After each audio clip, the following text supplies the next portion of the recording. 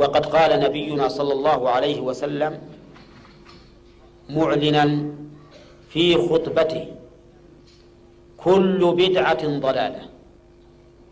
وأظننا جميعا متفقون على أن رسول الله صلى الله عليه وسلم أفصح الخلق، ومتفقون على أن النبي صلى الله عليه وسلم أعلم الخلق بما يقول، ومتفقون على أن رسول الله صلى الله عليه وسلم أنصح الخلق للخلق، فقد اجتمع في كلامه صلوات الله وسلامه عليه كمال العلم وكمال النصح وكمال البيان والبلاغة.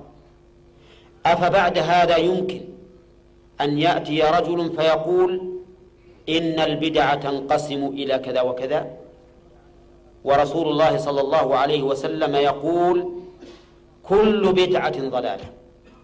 والله لو قال هذه الكلمة رجل ممن يعظمونه لكانوا يحملونها مكتوبة بالنور على رؤوسهم: يقول فلان كل بدعة ضلالة.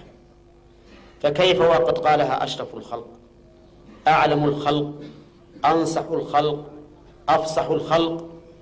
هم أنفسهم يريدون بهذه البدعة التي ابتدعوها يريدون بها أن يحشروا تحت لوائه صلى الله عليه وسلم.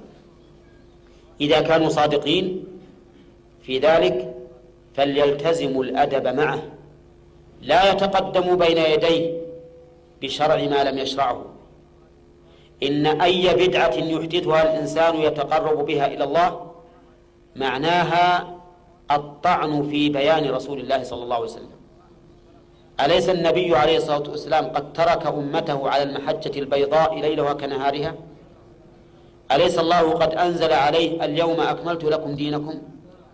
هل ترك هذه الشريعة أو هذه الشرعة التي ابتدعتها ولم يبينها جهلا منه بها أو كتمانا منه لما علمه الله؟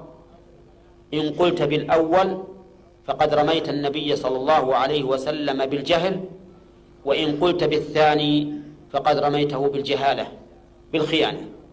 وكل